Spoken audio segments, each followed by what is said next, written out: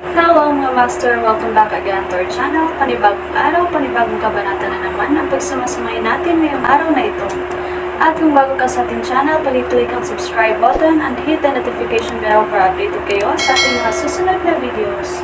So mga master, bago natin simulan ang ating kabanata ngayong araw na ito, huwag po sana natin skip yung ads mga master no, dahil malaking bagay na po yan sa ating munting channel. So simulan na natin kabanata ngayong araw na ito. Let's go! Kabanata 5436-5455. Kabanata 5436.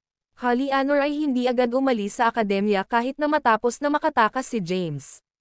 Ang tunay na layunin ng Holly Annor na naglalakbay sa Jew Academy ay upang mapatunayan ang pagkakaroon ng Theognostos. Ito ay purong pagkakaisa na pinamamahalaan niya na madapa kay James. Nakatitig si Holly Annor sa pasukan ng pangunahing bulwagan ng Jew Academy. Sa kabilang banda, ang mga miyembro ng Jew Academy sa wakas ay naramdaman na mas madali silang makahinga nang tumigil si Holly Annor na igiit ang kanyang aura sa kanila.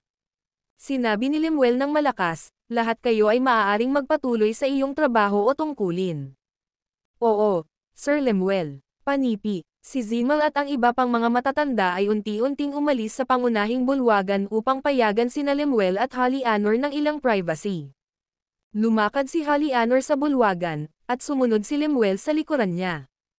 Umupo si Holly Annor sa isang walang laman na upuan. Pagkatapos, inutusan niya ang kanyang tingin kay Lemuel.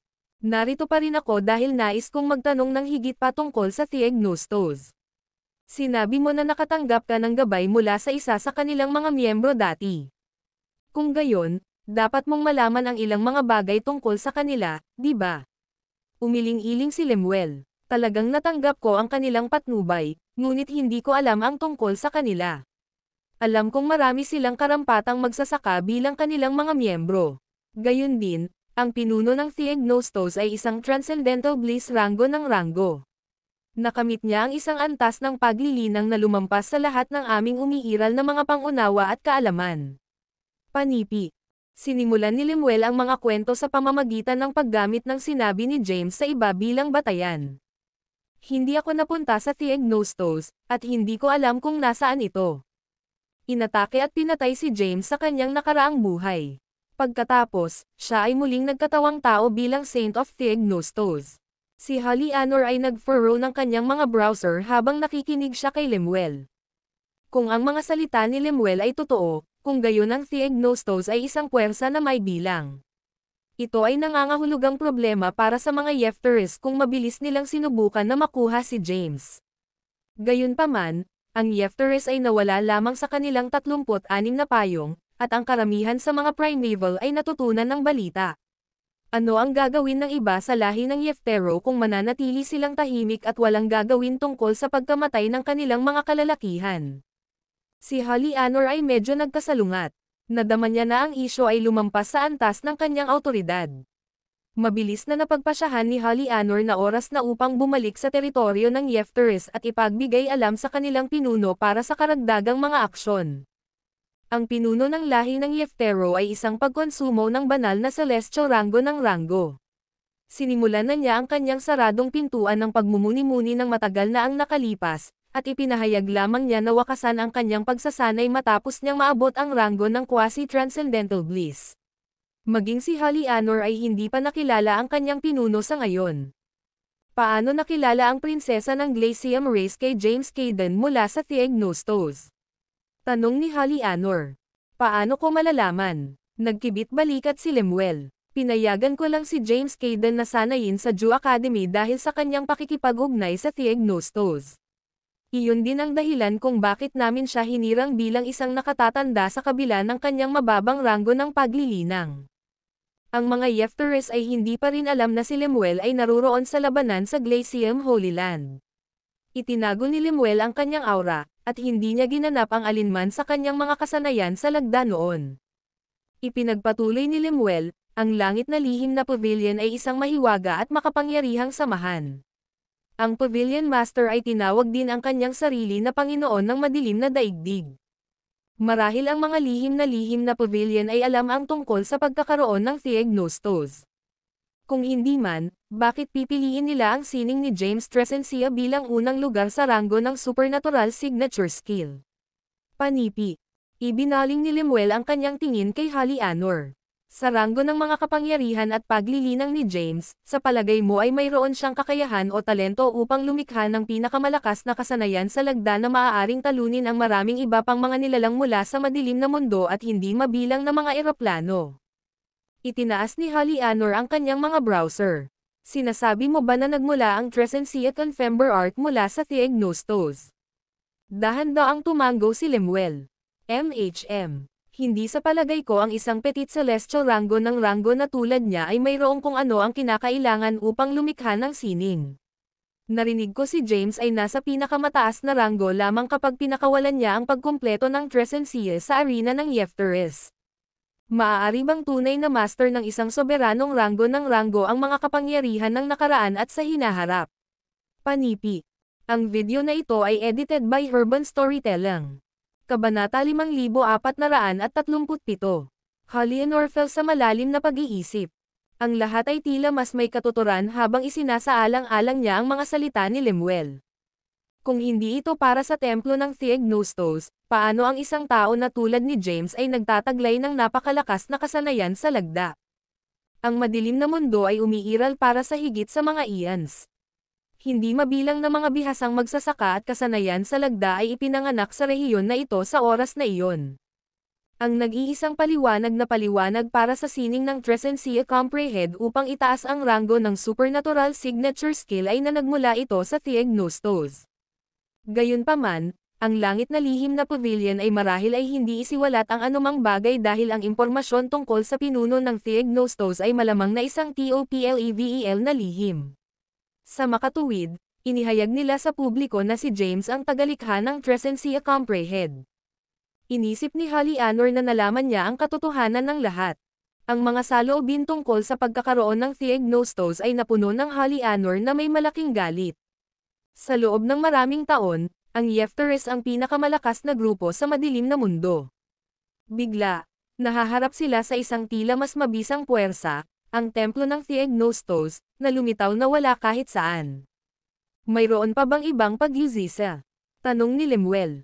Tumahimik sandali si Holly Anor. Pagkatapos, nagsimula siya, mayroon ka bang impormasyon tungkol sa taong inaangkin na tagapagtanggol ni James Caden?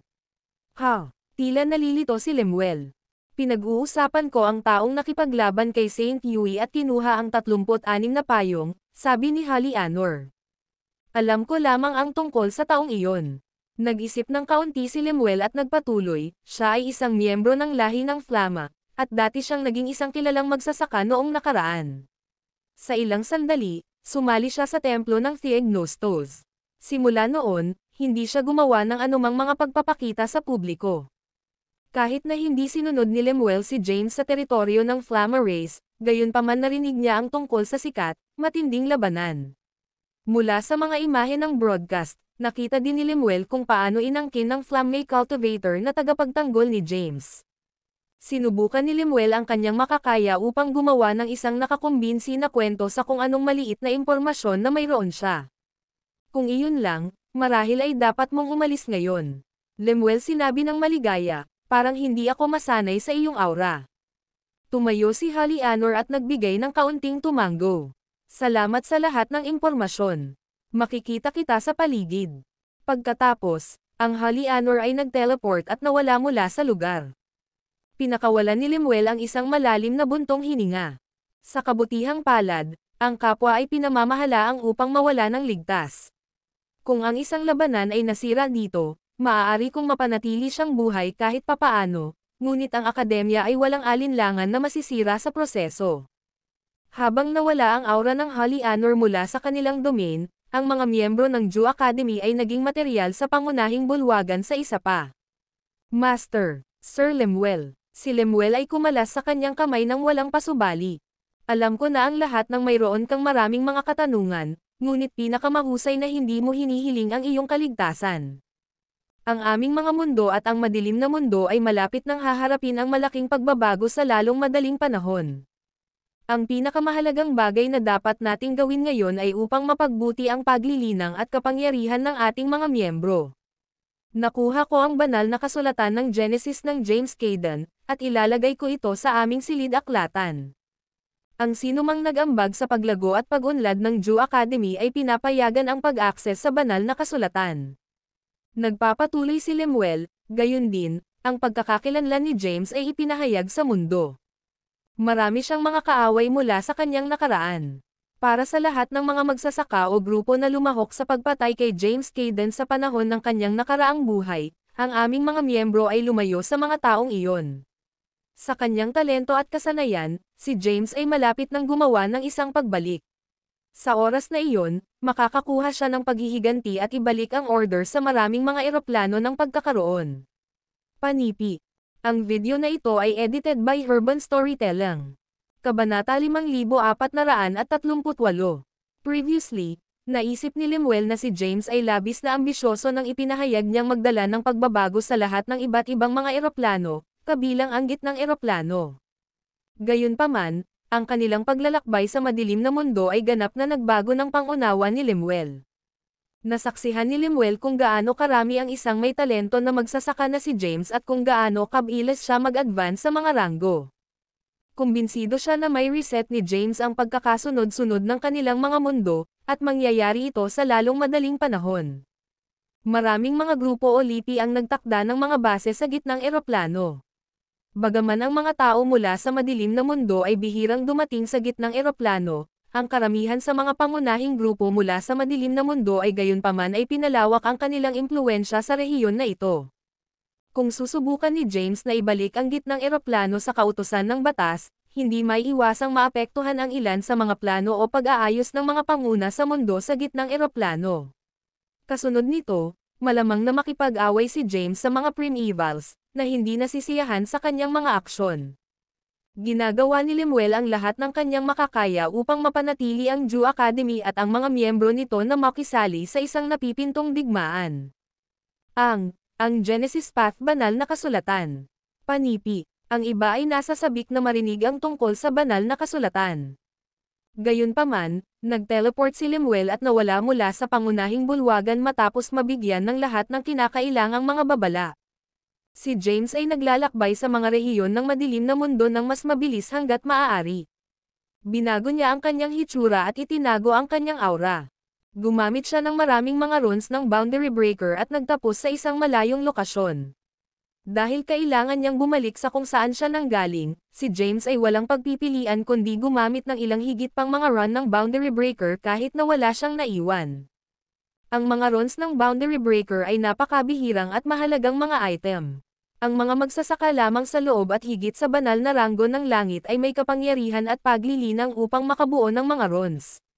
Ang tagagawa ay dapat ding magkaroon ng mga kasanayan upang manipulahin ang mga spatial na kapangyarihan at magkaroon ng isang supply ng mga mahalagang materyales upang lumikha ng mga runes na ito. Nagmamadali si James upang matugunan si Gaius at ang iba pa. Ang pangkat ng mga ito ay nangangailangan ng kanyang tulong upang makabalik sa eroplano ng Endless ng ligtas. Bukod dito, oras na para mapalakas ni James ang pagbuo ng cast sa eroplano ng Endless upang maitago ang pagkakaroon nito. Di nagtagal, lumapit si James sa gitnang eroplano.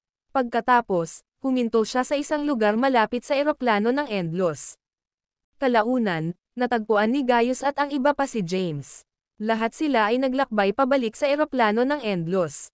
Mabilis na na-update sila ni James sa maraming mahahalagang bagay. Pagkatapos, iniwan niya muli ang eroplano ng Endless. Wala ring oras si James upang makilala ang kanyang pamilya.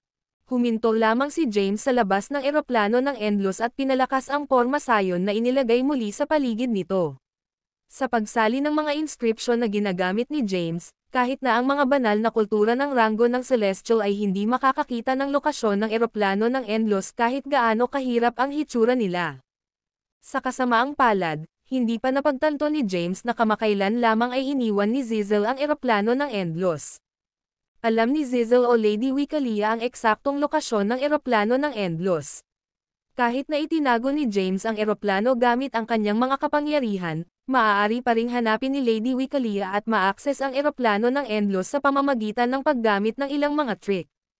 Sa hinaharap, ang ginang ay magpapatuloy na magdulot ng maraming mga problema para kay James. Sa sandaling natapos na niya ang pagpapahusay ng pagbuo, umalis si James para sa madilim na daigdig. Nangako siyang makipagtagpo kay Kiana at iba pa. Dumating si James sa The Rendaves Point, isang sangay ng langit na lihim na pavilion sa lalong madaling panahon. Paano ito napunta? Nagawa mo bang husayin ang lahat? Tanong ni Thea.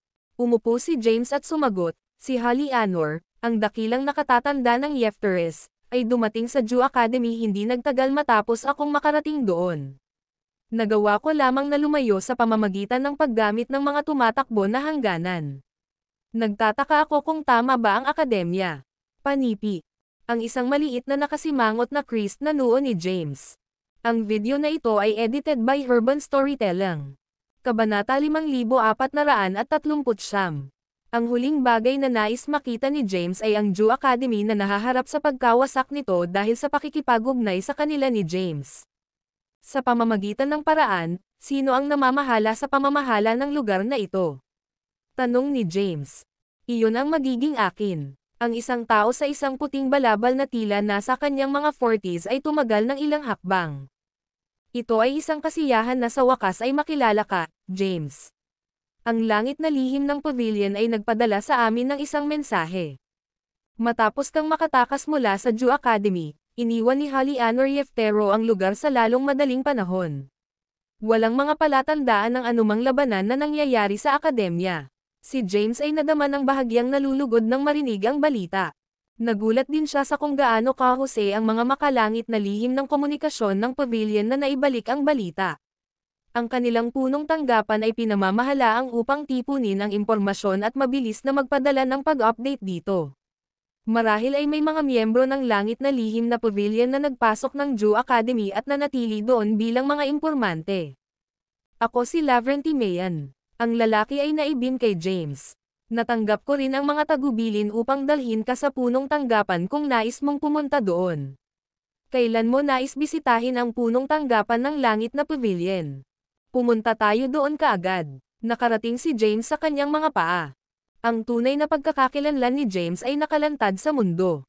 Kahit na sinubukan niya ang kanyang makakaya upang maiwasan ang higit pa sa kanyang personal na impormasyon mula sa pagtulo, gayunpaman ay nag-aalala si James na ang mga Yefteres o ang iba pang mga kaaway ay maaaring makahanap ng eroplano ng Endlos.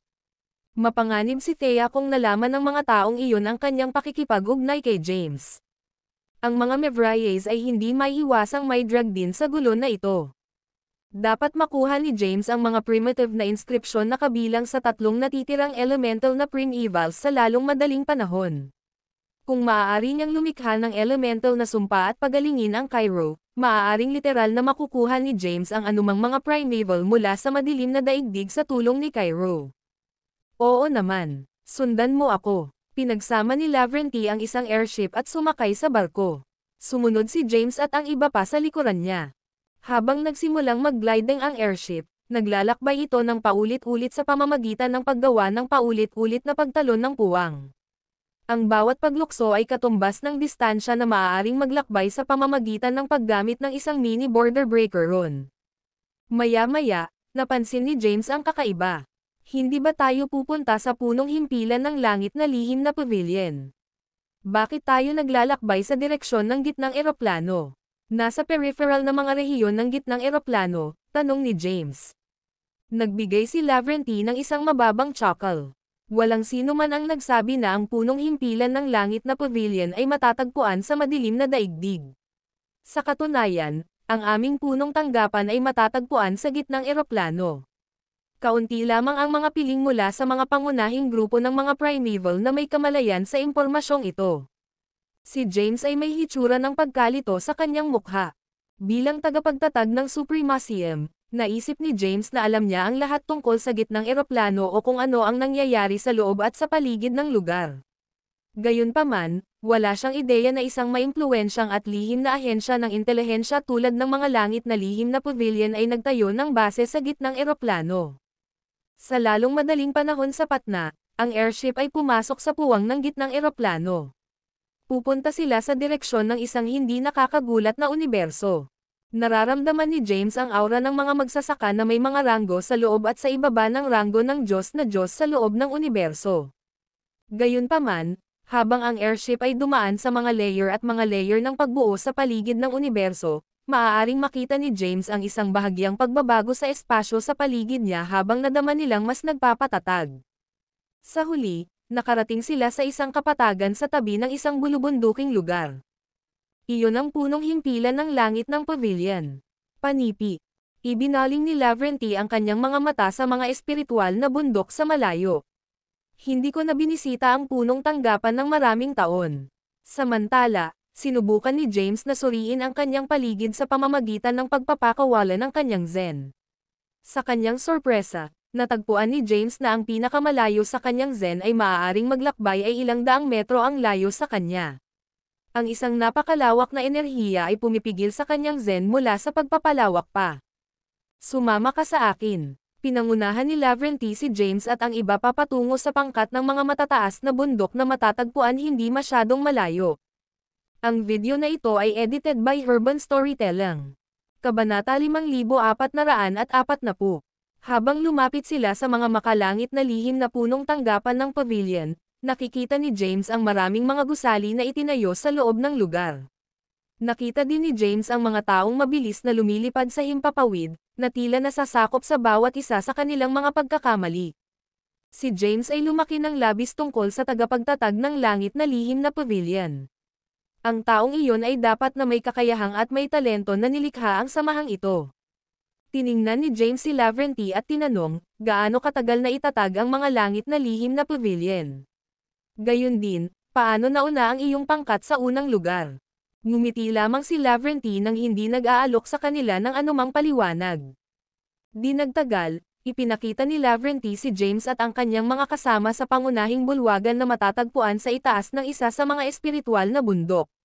Pagkatapos, umalis siya. Habang tinatalakay ni James at iba pa ang nakita nila kanina, kalaunan ay narinig nila ang tunog ng mga yapak sa koridor. Ang isang kalbo na lalaki na mukhang nasa kanyang 30s ay dumaan sa pintuan sa susunod na instant. Ang lalaki ay nakasuot ng casual na damit. Naglakad siya papunta sa upuan na nakalagay sa podium at umupo ng comfortable. Isang malaking ngiti ang nakabitin sa kanyang mukha habang ipinakilala ng lalaki ang kanyang sarili. Ako si Shoro Yesar, ang Deputy Pavilion Master ng Langit na Lihim na Pavilion. Inatasan ni Shoro ang kanyang tingin kay James. Isang karangalan na makilala ka, James Caden. Binigyan ng kaunting tumango si James. Kumusta, Sir Shoro? Si Shoro ay kumalas sa kanyang kamay nang hindi pinapansin. Hindi mo kailangang maging formal sa paligid ko. Alam kong narito ka upang makakuha ng impormasyon mula sa amin. Mayroon ka pa ring 2 pagkakataon upang magtanong tungkol sa anumang impormasyon mula sa amin ng libre. Magpatuloy at magtanong. Panipi. Diretso na tinanong ni James, nais kong malaman ang kasalukuyang kinaroroonan ng mga primitive na inscription na nagmula sa Met-Alem, Silva, at Teles. Lahat kayo ay dapat na magkaroon ng isang upuan muna, iminumungkahi ni Shoro. Si James at ang kanyang mga kasama ay nakaupo sa walang laman na upuan na nakaharap kay Shoro. Ang Met-Alem, Silva, at Teles races, ang 3 pangunahing grupo ng mga primevals, pinakawalan ni Shoro ang isang maliit na buntong hininga. Tumingin siya kay James. Ang mahabang kasaysayan ng Dark World ay sinaktan ng digmaan at kaguluhan. Sa oras na iyon ng kaguluhan, ang isang digmaan ay tumayo para sa sukat at kasidian nito. Ang digmaan na iyon ay nagdulot ng isang muling pamamahagi ng kapangyarihan sa mga tao ng madilim na mundo. Nagdulot din ito ng pagtaas ng 4 na sinaunang karera. Panipi. Nalaman na ni James ang bahaging ito ng kasaysayan ng madilim na daigdig. Gayunpaman, hindi siya sigurado kung bakit nagsimula si Shoro sa kwentong ito. Tinanong ni James, ito ba ay may kaugnayan sa mga primitive na inskripsyon na hinahanap ko? Ipinaliwanag ni Shoro, ang nagwawasak na digmaan ay nakakaapekto sa buong madilim na mundo. Mayroong 2 koponan ng mga tao na nakikipagdigma sa bawat isa noon. Ang parehong mga grupo ay dahan-daang lumalaki ng mas malaki habang nakakuha sila ng mas maraming mga bagong kaalyado upang sumali sa kanilang kadahilanan. Panipi. Si James ay nakikinig ng mabuti habang nagpatuloy si Shoro. Sa huli, ang pangkat na pinamunuan ng 4 na sinaunang karera ay nanalo sa labanan sa kalaunan. Samantala, ang lahat ng mga magsasaka na nasa pagkawala ng panig ay nabilanggo. Ang video na ito ay edited by Urban Storytelling. Kabanata 5441. Nakulong sila. Natigilan si James. Si Kiana at Jada ay nakinig ng mabuti. Ito ay mga pangyayari sa malayong nakaraan, at maging si Kiana, ang prinsesa ng Glacis, ay hindi alam ang mga ito. Si Jada, na nasa Holy Celestial rank, ay hindi pa nakarinig ng mga kaganapang ito dati. Sa katunayan, kakaunti lamang ng mga tao ang nakakaalam tungkol sa mga lihim na ito. Paliwanag ni Shoro, oo, nakulong sila. Ayon sa aming mga tala, ang mga talunang lahi ay dapat napapatayin. Gayunpaman, hindi nakayanan ng langit na hayaan ang napakaraming buhay na nilalang na mapahamak. Ang hindi mabilang na mga lahi ay mawawala na. Kaya, nagpa siya ang mga powerhouse ng nanalong panig na ikumpromiso at ikulong ang mga talunang karera. Sa labanang iyon, maraming lahi ang nagpadala ng lahat ng kanilang puwersa. Bagamat nakakulong ang kanilang buong lahi, iniwasan nila ang kapalarang mapuksa. Ang Tellers, Sylvie at Metala ay kabilang sa mga lahi na napunta ng todo sa digmaan. May isang lugar lamang na maaari mong makuha ang mga primitive na inscription ng Tellers, Sylvie at Metala. Tinanong ni James, ang lugar kung saan sila nakakulong. Tumanggo si Shoro at sinabing, tama. Ang lugar kung saan sila nakakulong ay tinatawag na Prison World. Ito ay matatagpuan sa isang lugar sa kailaliman ng Dark World. Walang sino man ang maaaring puwersahang magbukas ng porma sayon upang makapasok sa mundo ng bilangguan, at hindi rin makaalis ang mga bilanggo. Gayunpaman, habang nagse-set up ng formation, isang gabay na lamp ang ginawa, kung sakali. Magagawa ka nitong pangunahan sa Prison World. Pagkaraan ng maikling paghinto, nagpatuloy si Shoro, na nagsasabing, ang mga Yeftero ay binabantayan daw ang lamparan ng langis. Gayunpaman, ito ay ninakaw. Biglang may naisip sina James at Thea at nagkatinginan ng makahulugan. Sino ang nagnakaw nito? Tanong ni James. My master, matapat na sagot ni Shoro. Ang iyong Panginoon. Nagulat si James at ang iba pa sa paghahayag. Sagot ni Shoro, oo. Matapos ang sinaunang 4 na lahi ay naging nangungunang puwersa ng madilim na mundo, maraming powerhouse ang umiral. Ang ilan sa kanila, kabilang ang pinuno ng mga Shadowers at ang aking amo, ay nag-claim pa na sila ang mga Lord ng Dark World. Si James at ang iba ay interesado sa mga nakaraang kaganapan. Bakit ninakaw ng Heavenly Secrets Pavilion's Master ang oil lamp? Kailangan nating bumalik sa kaguluhan ng Dark World. Kasama ang pamilya ng aking amo sa labanang iyon. Ang mga powerhouse mula sa kanyang pamilya ay pinigil sa loob ng Prison World. Matapos manahin ang Heavenly Secrets Pavilion, inilaan niya ang kanyang oras sa paglilinang. Nang sa wakas ay naging isang walang katulad na powerhouse, kumilos siya para nakawin ang oil lamp. Gayunpaman, ang lampara ng langis ay itinago ng mga Yeftero. Maraming powerhouse ang nagbabantay sa oil lamp. Sa oras na ang aking Panginoon ay handa ng kumilos, ang mga powerhouse na ito ay naging mas makapangyarihan din. Habang ninanakaw ang lampara ng langis, siya ay natuklasan at nakikibahagi sa isang matinding labanan sa kanila. Sa kabutihang palad, nakatakas siya ngunit may matinding pinsala. Matapos ang insidenteng iyon, hindi na alam ang kanyang kinaroroonan. Kung buhay pa ba siya o hindi ay hindi rin sigurado. Tungkol naman sa oil lamp, nawala ito kasama niya. Sa nakalipas na ilang taon, hinahanap namin ang aming master at ang oil lamp. Gayunpaman, hindi kami nagtagumpay. Hinaplos ni James ang kanyang baba at sinabing, kaya hanggat maaari kong mahanap ang lampara ng langis, maaari akong pumasok sa mundo ng bilangguan. Kung mahahanap ko ang mga powerhouse mula sa Tellers, Sylvie at Metala sa Prison World, makukuha ko ang kanilang mga primitive na inscription, tama ba? Tama, nakangiting sabi ni Shoro, gayunpaman, hindi ko ito sinasabi sa iyo para mahanap mo ang oil lamp at makapasok sa Prison World. Matagal na namin itong hinahanap, ngunit wala kaming nakitang anumang mga pahiwatig. Mas imposibleng mahanap mo ito.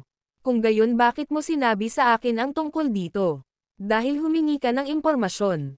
Ang video na ito ay edited by Urban Storytelling. Kabanata 5442. Maikling ibinahagi ni Shoro ang mga nakaraang kaganapan at ipinaliwanag kung saan mahahanap ni James ang mga primitive na inscription na hinahanap niya. Gayunpaman, nilinaw din niya na hindi makatotohanan ang pagkuha ng huling tatlong elemental primevals, primitive inscriptions, dahil imposible ang pagpasok sa prison world ng walang oil lamp. Kahit na ang Heavenly Secrets Pavilion's Master ay hindi mabuksan ang porma sayon ng prison world sa kabila ng pagiging nasa quasi-bliss rank. Tanong ni Kiana, wala na bang ibang daan patungo sa prison world? Bahagyang tumango si Shoro at sumagot, tama. Ang mga powerhouse ng iba't ibang lahi ay nagtayo ng pagbuo sa labas ng prison world. Kaya, ang pagbuo ay binubuo ng mga primitive na inscription ng hindi mabilang na mga lahi. Maliban na lang kung mabisa mo ang bawat isa sa kanilang mga primitive na inscription, imposibleng masira ang pagbuo. Sa kasamaang palad, hindi ito posible. Bukod sa paggamit ng oil lamp, ang tanging ibang paraan ay ang pag-iipon ng mga powerhouse na nag-set up ng formation. Ano ang hitsura ng lampara ng langis? Tanong ni James. Umiling si Shoro at sumagot, hindi ako sigurado. Ayon sa impormasyon ng Heavenly Secret Pavilion, ang oil lamp ay ginawa ng isang sinag ng bukang liwayway, na naglalaman ng kapangyarihan ng ilang primitive na inscription. Kaya naman pwedeng gamitin ang oil lamp para makapasok sa prison world. Gayunpaman, hindi ito magagamit upang ilabas ang mga powerhouse na nakulong sa loob ng prison world. Kahit na alam ng aking amo na walang saysay ang kanyang mga pagsisikap, pinilit pa rin niyang pumunta sa prison world upang iligtas ang kanyang mga miyembro ng pamilya. Mayroon ka bang anumang mga pahiwatig tungkol sa kinaroroonan ng oil lamp? Tanong ni Thea. Marahang umiling muli si Shoro at sinabing, kung ginawa ko, matagal na nating natagpuan ang oil lamp. Sige. Salamat sa impormasyon. Tumayo si James at pinagsalikop ang kanyang mga kamay. Pagkatapos, humarap siya kay Thea at sinabing, let's go. Bumaling si James kina Kiana at Jada, sinabing, hahanapin namin ni Thea ang oil lamp. Manatili kayong dalawa dito nang may kapayapaan ng isip. Babalik ako kapag nakuha ko na ang mga primitive na inscription. Kumunat ang noo ni Kiana at sinabing, matagal nang sinusubukan ng Heavenly Secrets Pavilion na hanapin ito ngunit walang resulta. Paano mo ito mahahanap sa napakaikling panahon? Paano kung kalimutan natin ito, at makabuo ng isang bagong plano upang labanan ang apat na sinaunang lahi? Ang pag-asa kay Cairo ay tila hindi makatotohanan ngayon. Alamin ko ito, tiniyak ni James sa kanya. Tumigil si Kiana sa pagtatangkang pigilan si James. Si Jada naman ay nanatiling tahimik. Alam niyang imposibleng mailigtas ang kanyang kapatid gamit ang sarili niyang lakas. Ang tanging pag-asa niya ay si James. Kaya naman, buong puso niya itong sinuportahan anuman ang kanyang ginawa. Tumingin si Shoro sa mag-asawa at nagtanong, saan niyo balak hanapin ang oil lamp? May naiisip ba kayong patutunguhan? Kung sasabihin ninyo sa akin, baka may maibigay ako sa inyo. Kung tutuusin, sangkot ang aming Panginoon sa bagay na ito. Hindi ko pa alam. Umiling si James. Kung gayon, hiling ko sa iyo ang pinakamahusay na swerte. Sinenyasan sila ni Shoro sa labasan. Hinawakan ni James ang kamay ni Thea at umalis sa headquarters ng Heavenly Secret Pavilion. Pagkaalis nila ay agad silang nagpalit ng anyo at nagtago ng aura pagkaalis nila. Tumingin si Thea kay James at nagtanong, nararamdaman mo rin ba ang oil lamp sa dark world na konektado sa endless plane? Umiling si James at sinabing, how could I possibly sense it? Napasulyap lang ako kanina. Noon, hindi ko masyadong iniisip. Sinong mag-aakalang isa itong mahalagang bagay? Sabi ni Thea, I have sensed its aura before. Gayunpaman, hindi ako sigurado kung ito ang ninakaw ng Heavenly Secret Pavilion's Master. Magtaka kung ang oil lamp na naramdaman ko ay maakay tayo sa prison world. Nag-isip sandali si James at sinabing, kung tamang oil lamp, bakit nasa endless plane? Hindi kaya nagkataon na gumala ang Heavenly Secret Pavilion's Master sa endless plane matapos siyang masugatan? Umiling si Thea, hindi sigurado kung nasa tamang landas sila. Sabi ni James, habang nasa endless plane ako, nakilala ko ang isang matandang monghe na nagngangalang Zeno. Dati siyang subordinate ni Ziriah. Sa nalaman ko, pumasok si Jiraiya sa kailaliman ng Dark World. Kaya, naisip ko na tumungo siya sa Central Plane. Gayunpaman, mukhang nagkamali ako. Oh, napatingin sa kanya si Thea na may pagtataka. Paliwanag ni James, dinamit ni Zeno sa akin ang oil lamp. Sinabi niya na iniwan ni Jiraiya ang lampara ng langis para sa mga nabubuhay na nilalang sa Endless Plane, na sinasabing maaari itong humantong sa Endless Plane palabas ng madilim na mundo. Ang video na ito ay edited by Urban Storytelling. Kabanata 5443. Noon, hindi masyadong pinapansin ni James ang mga sinabi ni Zeno. Ngayon, napagtanto niyang malapit na magkamag-anak si Jiraiya at ang oil lamp. Siguradong nakita ni Zeno ang oil lamp sa Endless Plane noong panahon na naghari si Jiraiya. Kung hindi, hindi niya kumpiyansa na ihahabol na iniwan ni Jiraiya ang oil lamp para sa Endless Plane. Dapat ba tayong bumalik sa Endless Plane? Tanong ni Thea.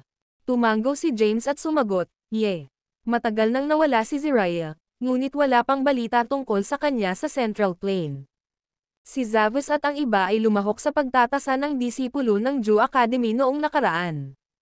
Ang pagtatasa ay talagang sikat sa Central Plane. Kung si Jiraiya ay nasa Central Plane, nanood sana siya ng assessment at pumunta sa Jew Academy para makita tayo. Sa kabutihang palad, mayroon pa ring maraming mga powerhouse na umiral mula noong kanyang panahon na nabubuhay sa Endless Plane. Bumalik tayo at tanungin sila. Tumango si Thea bilang tugon. Tara na. Hinawakan ni James ang kamay ni Thea at pinaandar ang boundary breaker ron. Agad na nawala ang dalawa sa lugar. Kaagad pagkatapos, sila ay inilipat sa isang lugar malapit sa Endless Plane. Binuksan ni James ang formation sa paligid ng Endless Plane at pumasok kasama si Thea. Ang Endless Plane ay nagbago na sa ikapitong antas ng eroplano at mas malakas kaysa dati. Hindi magtatagal bago ito naging isang ikawalong antas ng eroplano. Tumingin si Thea kay James at nagtanong, "Uuwi muna tayo para tingnan ang sitwasyon, o may iba ka pang plano?" "I wonder how the kids." Tumango si James at sinabing, "Sige. Punta muna tayo sa Heavenly Court ng Human Race." Tumango si James. Samantala, ang Heavenly Court ng Human Race ay nahaharap sa isang malakas na kaaway. Sina Gaius, Zavis, Gurgen, at Taran ay nasa makalangit na hukuman. Nasa Petit Celestial rank na silang apat. Gayunpaman, nagsuot sila ng mga solemne na ekspresyon sa harap ng kanilang tila mabigat na kalaban. Si Hetsema, ang Endless Lord, ay nakaupo sa harap ng Heavenly Court. Matapos maipasa ni Thea ang posisyon ng Endless Lord kay Hetsema, nagsumikap siya at pino ang bagong Genesis power ng Endless. Sa tulong ng Genesis Path Scripture na iniwan ni James, mabilis na umunlad ang kanyang cultivation base. Sa sandaling iyon, naabot na niya ang Petit Celestial rank. Gamit ang Genesis power ng Endless Plane, makakalaban niya ang isang kalaban sa Great Celestial rank. Hindi nakwalipikado ang Heavenly Court na kontrolin ang Endless Plane. Hindi ka nakwalipikadong maging Endless Lord, Hetsema. Isuko mo ang iyong posisyon, at ililigtas ko ang iyong buhay. Isang binata ang nag-hover sa labas ng Heavenly Court. "Nakadelusional ka na isipin na ibibigay ko sa iyo ang Endless Plane, Stephen," malamig na sabi ni Hetsema. Pagkatapos, sa pamamagitan ng pagkakaway ng kamay, tinipon niya ang Genesis power ng Endless Plane sa isang mahabang espada. "Gusto kong makita sa sarili ko kung gaano kalakas ang isang tao sa Martial Celestial rank." Lumakas ang aura ni Hetsema. Agad siyang pinigilan ni Zavis, at sinabing, "Huwag kang magpakatanga, Hetsema. Bagamat ikaw ang Endless Lord, masyadong mababa ang iyong cultivation rank para labanan siya. Kahit nasa Genesis Path ng Endless Plane, hindi mo magagawang talunin ang isang tao sa Martial Celestial rank. Siya ay mas malakas kaysa sa iyong iniisip. Kung magpasya kang labanan siya, ang Heavenly Court ay mapapahamak. Ibigay mo na lang sa kanya ang posisyon. Hindi ganoon kahalaga ang posisyon." Si Stephen Yaman ay isang disipulong na-recruit ni James noong nakaraan. Gayunpaman, hindi alam ni Stephen ang relasyon ni James sa Heavenly Court. Katulad nito, ang mga miyembro ng Heavenly Court ay walang kaalam-alam na si Stephen ay disipulo ni James. Ang video na ito ay edited by Urban Storytelling. Kabanata 5444. Noong nakaraan, tinuruan ni James si Stephen ng paglilinang para sa isang panahon. Si Stephen ay isang henyo na may malaking potensyal, at madali niyang naabot ang Martial Celestial rank at naging pinakamalakas na cultivator sa loob ng Endless Plane. Kaya, gusto niyang angkinan ang posisyon ng Endless Lord. Kahit na nagdedeklara siya ng digmaan laban sa mga powerhouse ng Heavenly Court at sa kanilang napakalaking hukbo, hindi siya nagpakita ng takot. Sa kalmadong ekspresyon, sinabi niya, "Huwag kang umiyak tungkol sa hindi ko pagbibigay sa inyo ng pagkakataong mabuhay. Sabay-sabay kang lumapit sa akin." Mayabang na wika ni Stephen. Gayunpaman, siya ay tunay na makapangyarihan. Si Jacopo, Winnie, Zane, at ang iba pang mga powerhouse ay may malungkot na ekspresyon. Ang lahi ng tao ay malapit nang humarap sa isang kakilakilabot na krisis. Mawawalan sila ng kontrol sa Endless Plane kung sila ay matatalo. "Nalampasan mo na ang linya, Stephen." Biglang may nagsalita mula sa malayo. Naiinis na sabi ni Stephen, "Sino nandoon?" "Batas ito ng kalikasan. Ang malalakas ay iginagalang, at ang mahina ay tinatapakan. Bilang pinakamalakas sa Endless Plane, natural lang na maging Endless Lord ako." Master. Agad na nagbago ang ekspresyon ni Stephen matapos makilala ang lalaking papalapit sa kanya. Noong nakaraan, siya ay isang napaka-ordinaryong nilalang. Ito ay dahil kay James na siya ay nagsimula sa landas ng paglilinang at nagkamit ng mga magagandang tagumpay. Tatay, nanay, tuwang-tuwa si Jacopo at ang kanyang mga kapatid nang makita ang taong patungo sa kanilang direksyon. Nakahinga rin ng maluwag si Zavos at ang iba pang powerhouses matapos makita si James. Samantala, tulala si Stephen sa sitwasyon. "What the hell? After that ordeal, nalaman ko na lang na pamilya pala sila." Tumawa si Stephen at sinabing, mukhang nagkaroon ng hindi pagkakaunawaan. Lumuhad siya sa isang tuhod at sinabing, "Matagal na, guro."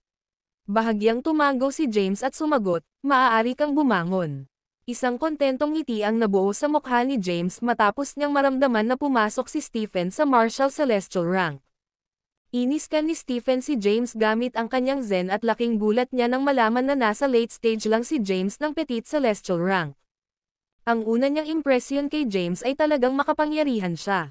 Nang eye-guide siya ni James, napaka-misteryoso niya at hindi mahuhulaan.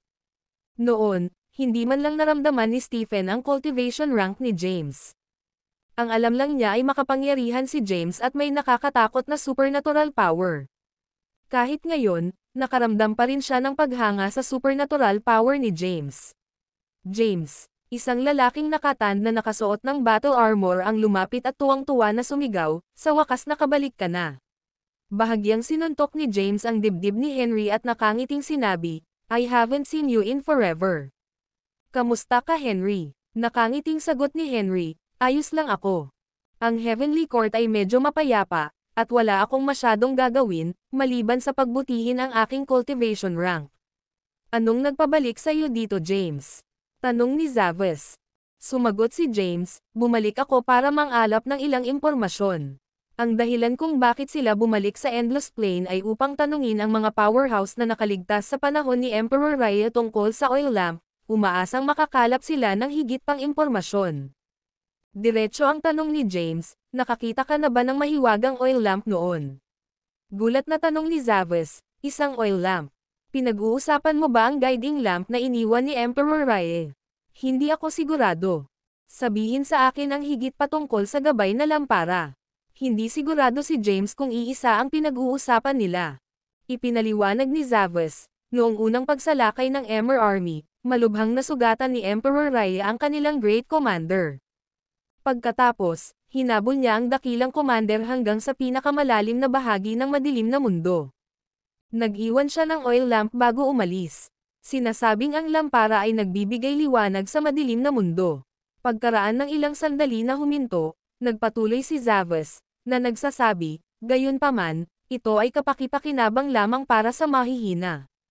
Hanggat ikaw ay sapat na malakas, hindi mo kakailanganin ang lampara ng langis upang maipaliwanag ang madilim na mundo. Ang mga powerhouse ay madaling maglakbay sa Dark World nang wala ito. Kaya, walang sino man ang talagang nagbigay pansin sa lampara ng langis." Tanong ni Thea, "Alam mo ba kung saan galing ang oil lamp?" Ang video na ito ay edited by Urban Storytelling. Kabanata 5445. Marahang umiling si Zavas bilang tugon. Isang babaeng nakaasol na damit ang biglang humakbang at humarang sa kanila. Nakita ko na ang oil lamp kanina. Tumingin si James kay Livy, na itinuturing niyang anak. Si Livy ay nananatili sa Endless Plane at hindi kailanman umalis sa Heavenly Court.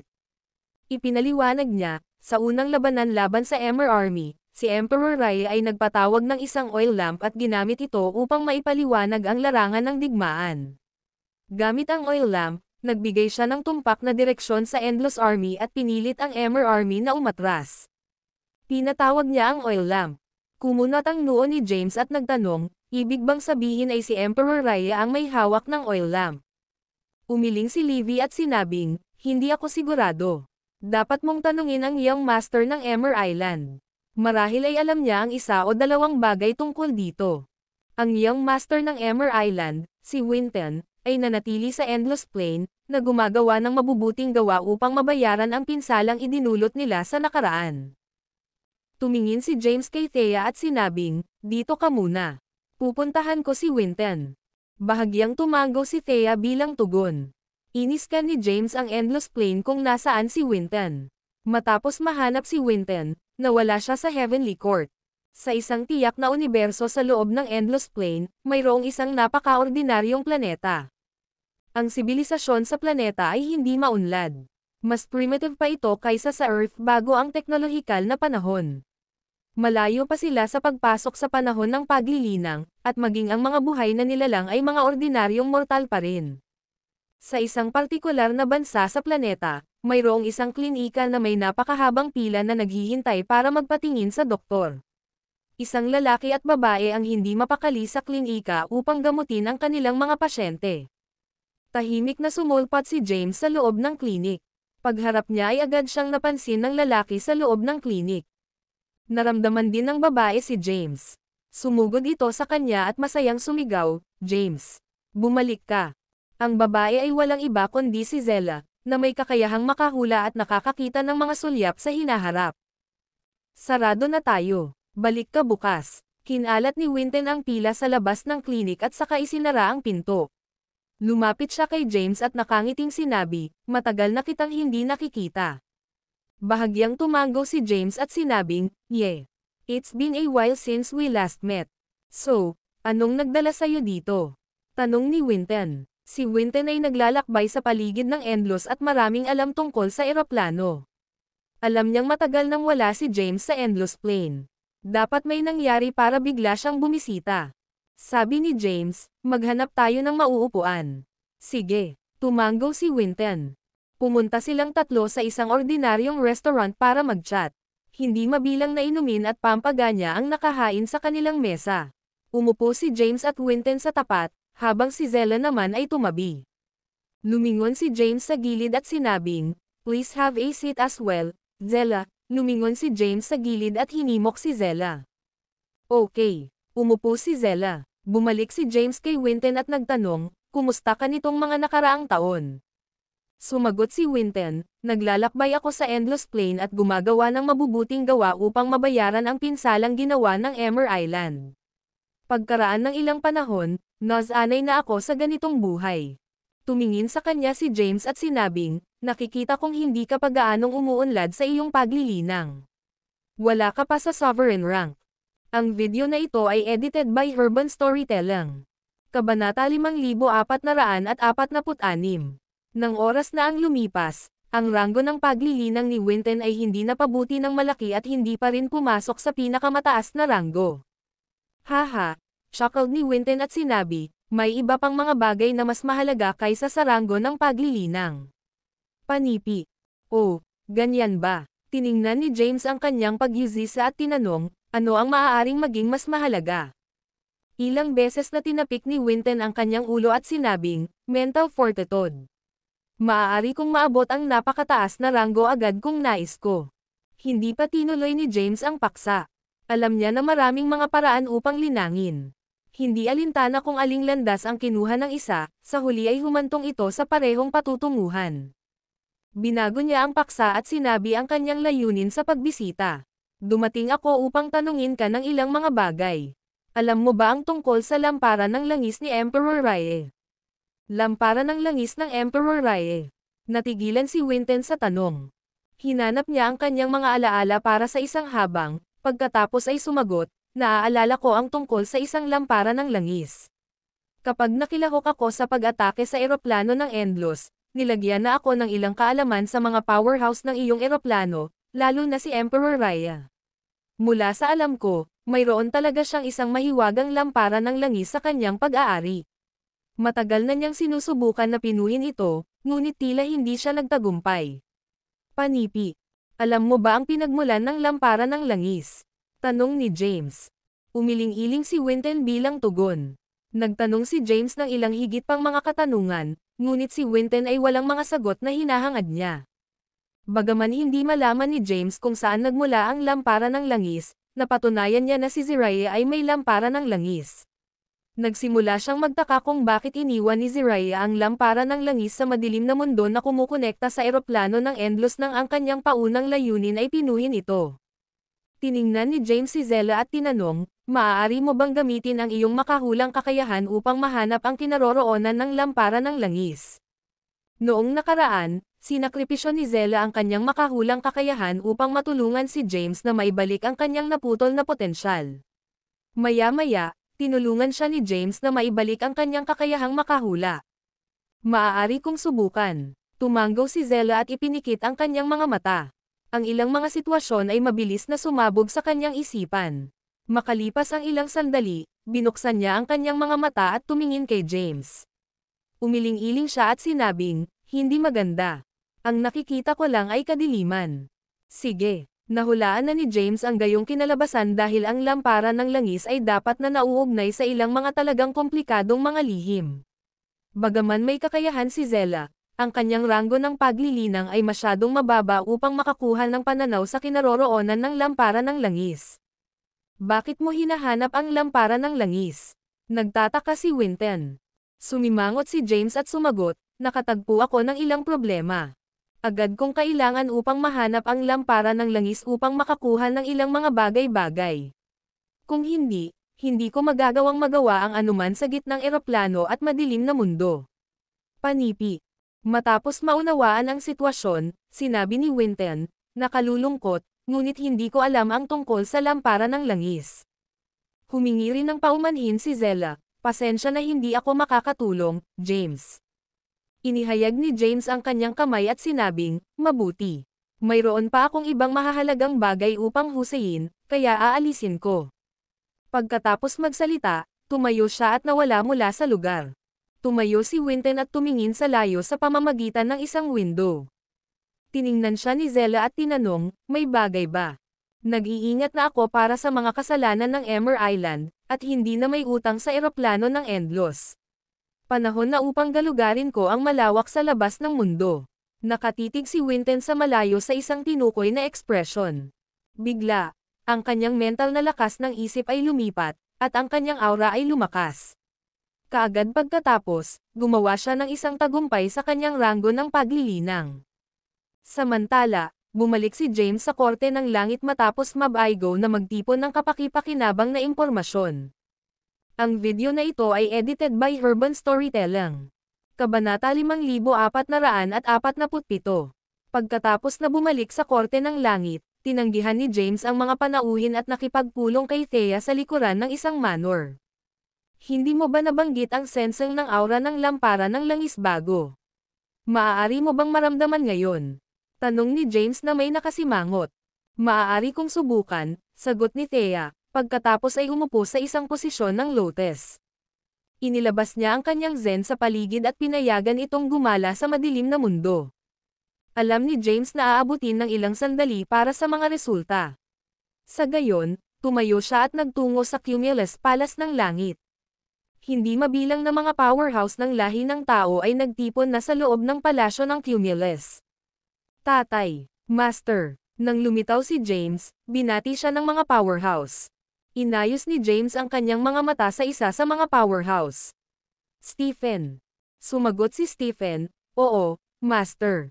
Panipi, sinabi ni James, Pumasok ka na sa Marshal Celestial Rango. Ang pagpapatuloy na manatili sa eroplano ng Endlos ay limitahan ang iyong paglaki ng paglilinang. Dapat mong iwanan at galugarin ang iba pang mga eroplano sa labas, o kung nais mo, ang gitnang eroplano.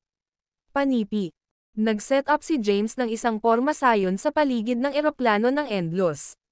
Bagaman ang kanyang ranggo ng paglilinang ay mababa noon, ang kanyang pormasayon ay napakalakas pa rin dahil ito ay itinapon kasama ang Genesis Path banal na kasulatan.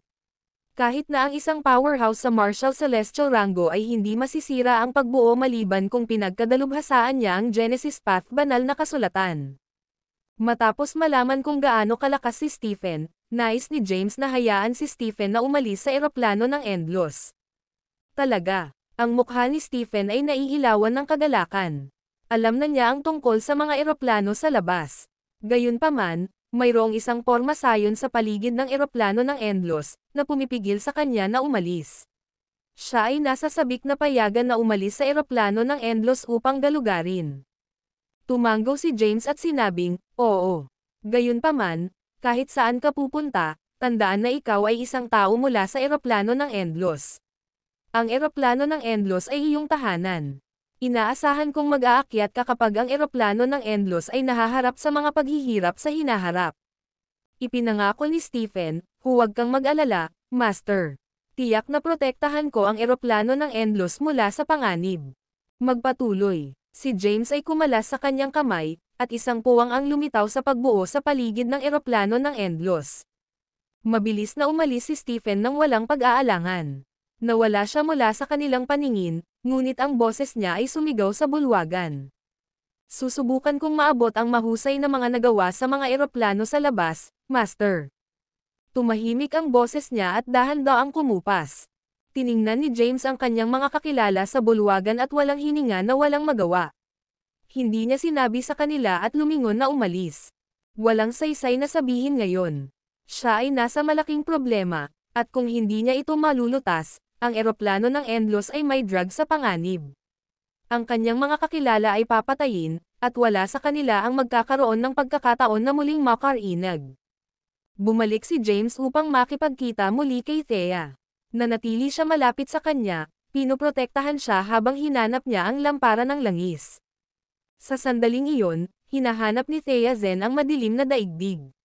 Bigla, naramdaman niya ang isang hindi normal na pagbabago-bago at isang malabong ilaw sa kadiliman.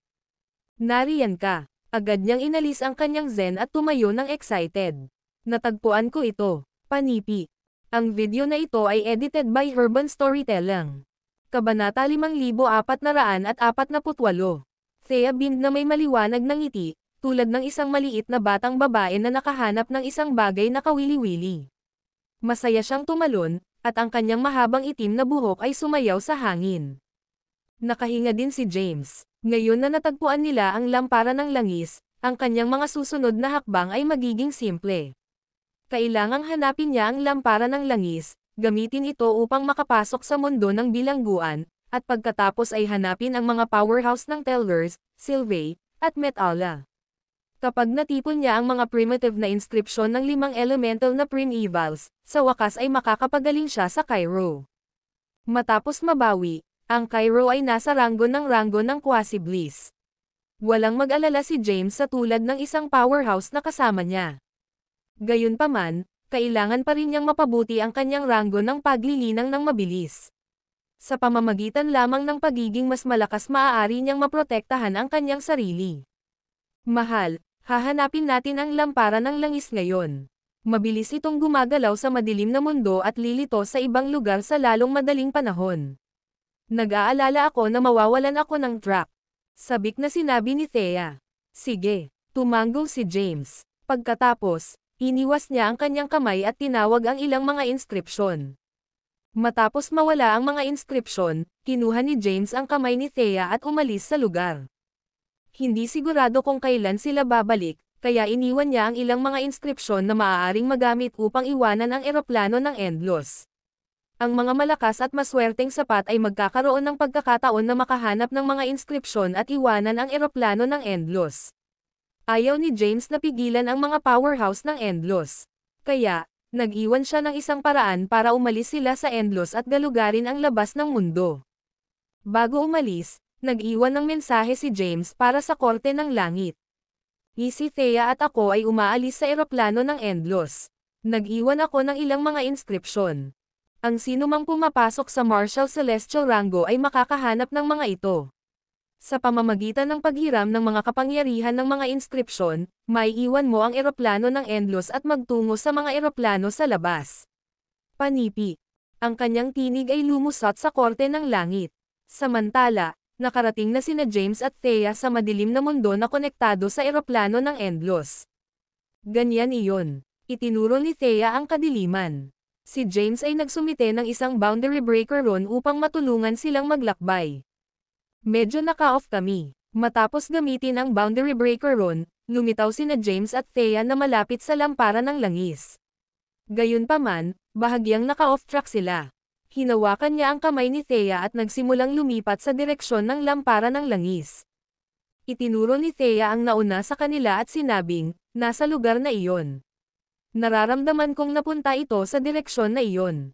Sige, tumango si James, pagkatapos ay mabilis na hinabol pagkatapos ng lamparan ng langis kasama si Thea. Di nagtagal, nakita nila ang isang malabong ilaw sa kadiliman. Sa likod ng lamparan ng langis ay isang matatandang monghe. Patuloy siyang hinahabol ang lamparan ng langis, sinusubukan na makuha ito. Gayunpaman, ang lamparan ng langis ay napakalakas, at hindi siya mapakinabangan. Si James ay sumabog sa lamparan ng langis. Inalog niya ang kanyang kamay at tinawag ang ilang mahiwagang inskripsyon upang makuha ang lamparan ng langis. Matapos makita na ang lamparan ng langis ay nakulong, tiningnan ng matatandang monghe ang taong lumitaw, at isang ngiti ang agad na nabuo sa kanyang mukha. James, bakit ka nandito? Panipi. Ang matatandang monghe ay walang iba kundi si Zeno. Sumunod si Zeno sa mga yapot ni Emperor Raya at pumasok sa madilim na mundo. Siya ay nagpatawad sa madilim na mundo para sa isang habang at nakatagpo ng lamparan ng langis nang hindi sinasadya. Mula pa noon, sinusunod niya ang lamparan ng langis, na naglakbay sa kadiliman at paminsan-minsan ay tumigil sa loob ng ilang oras. Ang video na ito ay edited by Urban Storytelling. Kabanata 5449. Mukha ay maliwanag na napapagod. Inikat niya ang kanyang kamay, at isang malaking bato ang lumulutang mula sa malayo.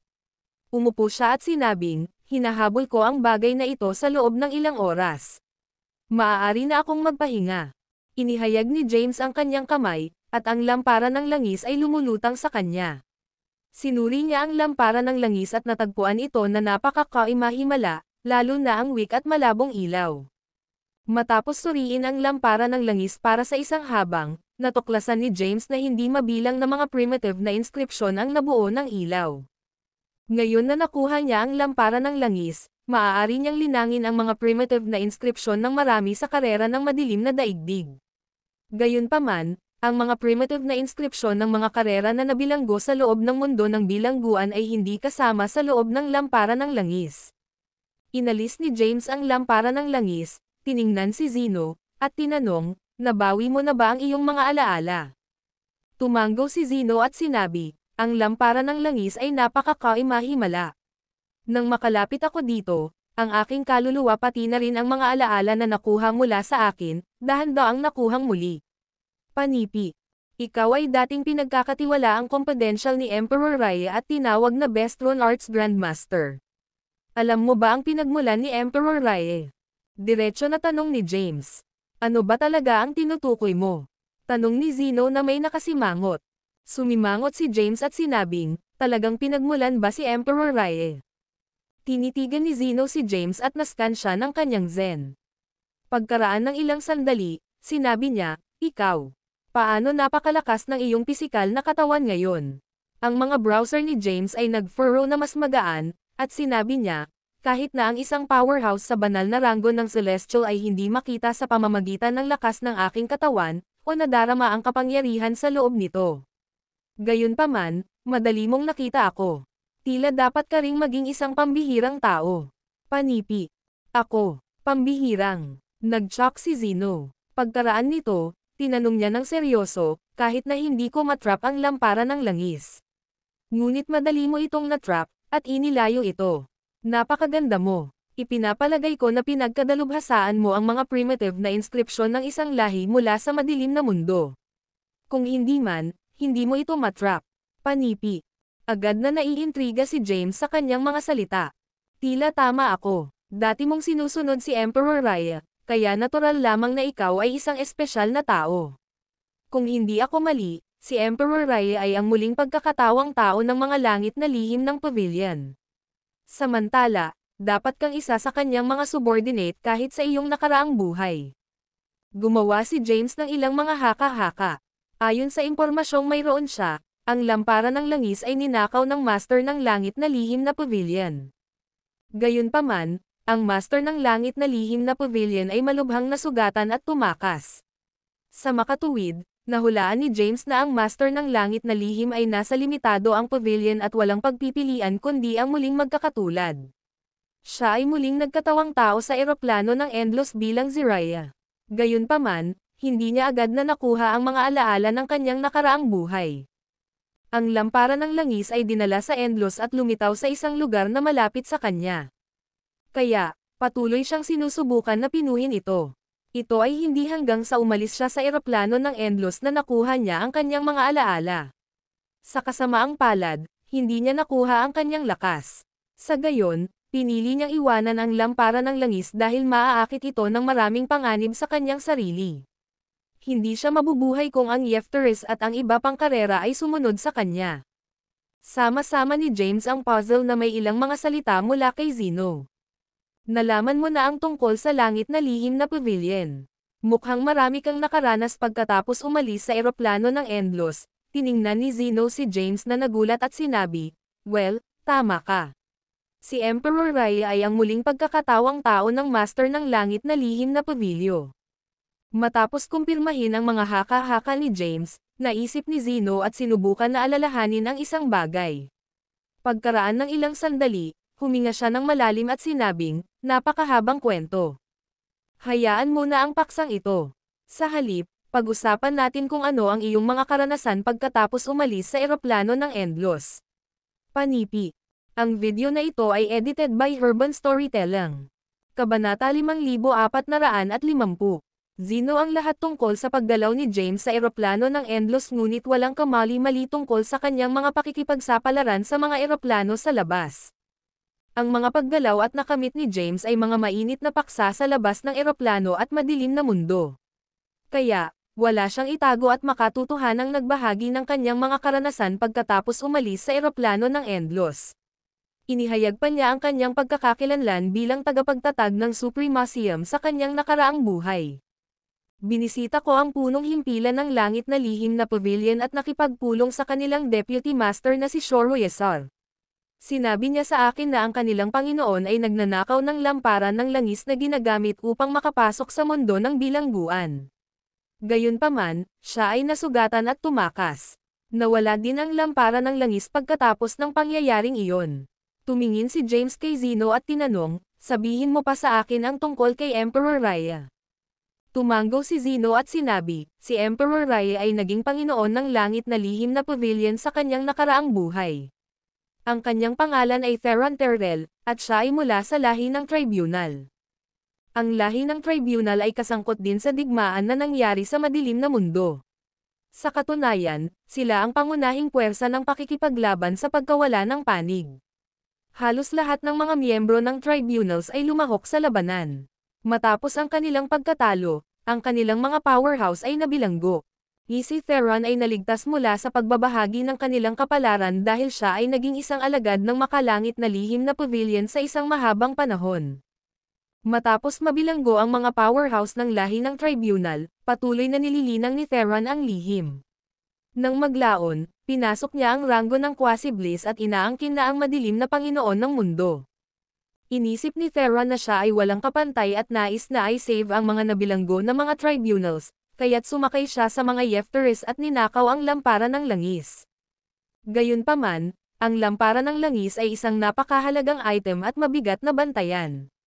Kahit na matagumpay na nagnakaw ng lampara ng langis ang lampara ng langis, natuklasan siya. Nakikibahagi siya sa isang matinding labanan sa hindi mabilang na mga powerhouse. Sa kanyang lakas lamang, imposible para sa kanya na labanan ang napakaraming mga kalaban. Pinatay niya ang ilang makapangyarihang mga kalaban at ang kanyang paglabas sa kanilang pagkubkob.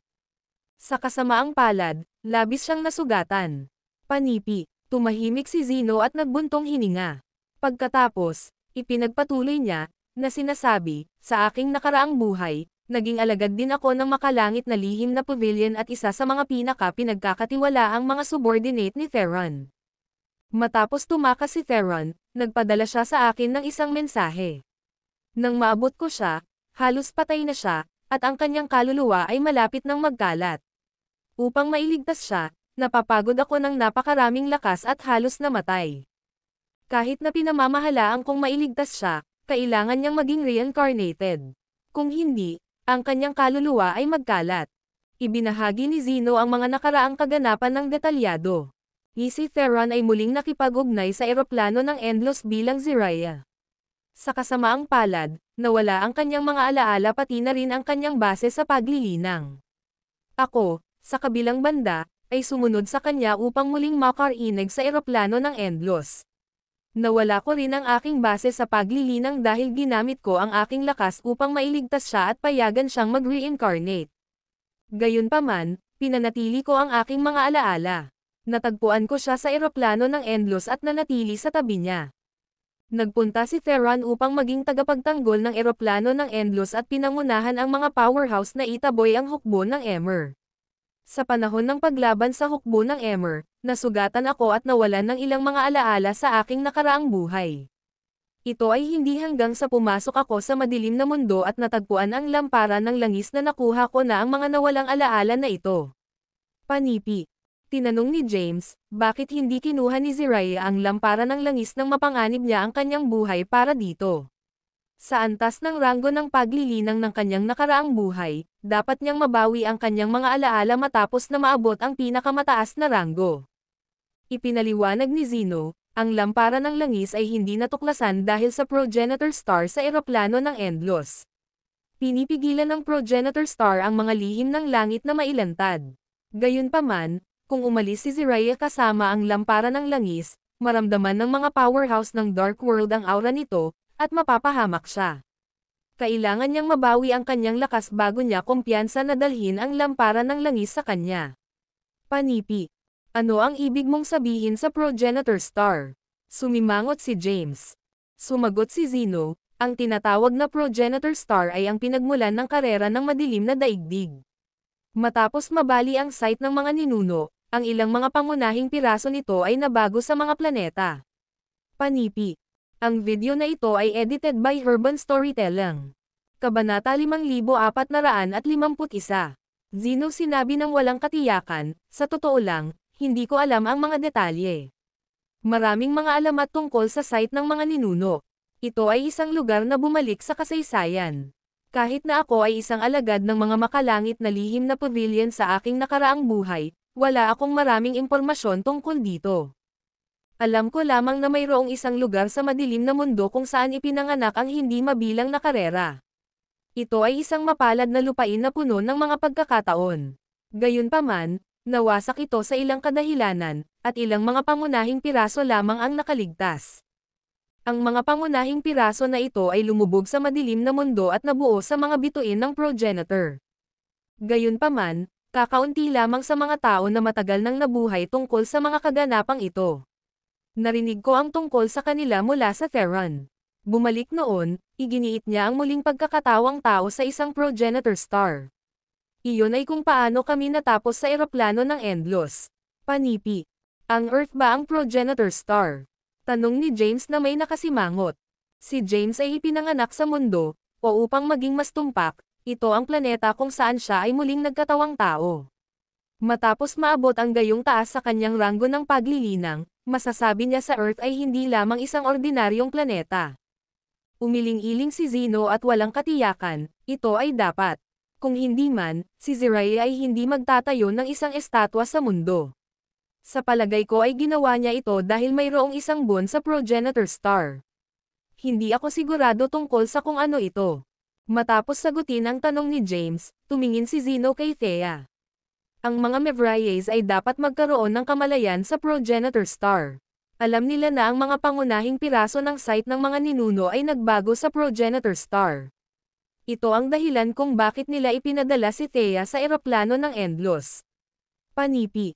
Bumalik si Zeno kay James at sinabing, ang iyong desisyon na itago ang eroplano ng Endlos ay tama. Pinigilan nito ang progenitor star na hindi natuklasan. Kung ang balita tungkol sa progenitor star ay ginawang publiko, hindi mabilang na karera ang magtitingin sa eroplano ng Endlos. Kung mangyayari iyon, ang isang madugong labanan ay tiyak na masisira muli. Panipi. Naisip ni James, ano ba talaga ang site ng mga ninuno? Matapos mabaigo na dumating sa isang makatuwirang conclusion, tinanggal ni James ang kanyang mga saloobin. Lumingon siya kay Zeno at tinanong, gaano kakalakas sa iyong nakaraang buhay? Ang aking nakaraang buhay. Ngumiti si Zeno at sinabing, sa iyong nakaraang buhay, nasa rurok ka ng Martial Celestial Rango at hindi pumasok sa banal na rango ng langit, di ba? Tulad ng para sa rango ng paglilinang ng aking nakaraang buhay, medyo mas malakas ako kaysa sa iyo. Nasa huli akong yugto ng Holy Celestial Rango at malapit na maabot ang pagkumpleto. Kahanga-hanga, sabi ni James. Pagkatapos, tinanong niya, matapos mong mabawi ang iyong mga alaala, bumalik ba sa iyo ang iyong base sa paglilinang? Umiling-iling si Zeno at sinabing, sa ilalim ng normal na mga kalagayan, mababawi ko na ang aking base sa paglilinang matapos na bumalik ang aking mga alaala. Gayunpaman, kumonsumo ako ng labis sa aking mga kapangyarihan upang mailigtas si Theron at nasa bingit din ng kamatayan. Kahit na pinanatili ko ang aking mga alaala pagkatapos ng muling pagkakatawang tao, hindi ko mababawi ang aking base sa paglilinang. Wala akong pagpipilian kundi upang mapagbuti muli ang sunod-sunod. Ang tanging kalamangan ko ay ang aking mga alaala at karanasan. Panipi. Plano kong pumunta sa mundo ng bilangguan. Gusto mo bang sumama sa akin? Tanong ni James. Oo naman. Tumanggo si Zeno. Bigla, naalala niya ang isang bagay at sinabi, ngunit bago tayo pumasok sa mundo ng bilangguan, dapat nating mahanap ang sarili ni Theron na muling nagkatawang tao, si Zariah. Ang lahi ng tribunal na dati ay naging prestihiyoso sa madilim na mundo. Hindi magiging madali para sa iyo na makuha ang mga primitive na inskripsyon ng mga elemental na primevals. Gayunpaman, ang iyong rate ng tagumpay ay mapapabuti ng malaki kung mayroon kang isang powerhouse ng lahi ng tribunal sa iyo. Panipi. Paano natin siya mahahanap? Sumimangot si James. Sagot ni Zeno, alam ng lampara ng langis kung nasaan siya. Maaari itong gabayan sa amin sa Zariah. Panipi. Ang video na ito ay edited by Urban Storytelling. Kabanata 5452. Zeno ay nagsiwalat na ang lampara ng langis ay maaaring humantong sa kanila sa Zariah. Gayunpaman, biglang naging solemn na ang mukha ni Zeno. Ipinaliwanag niya, kapag umalis tayo kasama ang lampara ng langis, ang mga powerhouse na ginamit upang bantayan ito ay maramdaman agad. Kung gayon ano ang dapat nating gawin? Sumimangot si James. Nagkibit balikat si Zeno at sinabing, paano ko malalaman? Kahit na hindi ito maisip ni Zariah. Kung mayroon siyang magandang plano, hindi niya maiiwan ang lampara ng langis dito. Naisip ni James, mas madali kong makuha ang mga primitive na inscription ng elemental na primevals kung sumama sa akin si Zariah sa mundo ng bilangguan. Kung hindi ko siya hahanapin, ang mga powerhouse na ginamit upang bantayan ang lampara ng langis ay hindi mahuli ng mabilis, at makakapasok ako sa mundo ng bilangguan. Gayunpaman, kakailanganin kong magsikap upang makuha ang mga primitive na inscription. Panipi. Matapos mag-isip ng ilang sandali, tinanong ni James, bukod sa paggamit ng lampara ng langis, wala bang ibang paraan upang mahanap si Zariah? Umiling-iling si Zeno at sinabing, hindi sa palagay ko. Makakahanap tayo kay Zariah sa kanyang matagal na aura sa lampara ng langis. Marahil ay dapat tayong dumiretso sa pagpasok ng mundo ng bilangguan. Maaaring maramdaman niya na ang lampara ng langis ay iniwan ang eroplano ng Endlos at maaaring magmadali upang suriin ang sitwasyon. Sigurado ka bang gagana ito? Hindi sigurado si Zeno, paano ko malalaman? Hayaan na lang tayo sa mundo ng bilangguan. Iniwan ni Jiraiya ang ilan sa kanyang aura sa lampara ng langis, kaya dapat niyang maramdaman na iniwan nito ang eroplano ng Endlos bago ang iba pang mga powerhouse. Tumungo tayo sa isang lugar na malapit sa mundo ng bilangguan, at maghintay ng ilang sandali upang makita kung magpapakita siya. Panipi. Sige. Tumango si James, alam na walang mas mahusay na pagpipilian. Inaasahan ni James na makilala ang Jiraiya, na dating ang langit na lihim ng pavilion at isang powerhouse sa ranggo ng Quasi-Bliss. Siya ay isang walang kapantay na magsasaka, sapat na matapang upang tawagan ang kanyang sarili na Panginoon ng Dark World. Sa kanyang potensyal, dapat na mabilis siyang bumuti pagkatapos mabawi ang kanyang mga alaala. Nagtataka ako kung ano ang ranggo ng kanyang paglilinang ngayon. Tumingin si James kay Zeno at tinanong, kilala mo siya, di ba? Ano sa palagay mo? Umiling-iling si Zeno at sinabing, hindi ko alam. Tulad mo, halos mapuksa siya sa kanyang nakaraang buhay.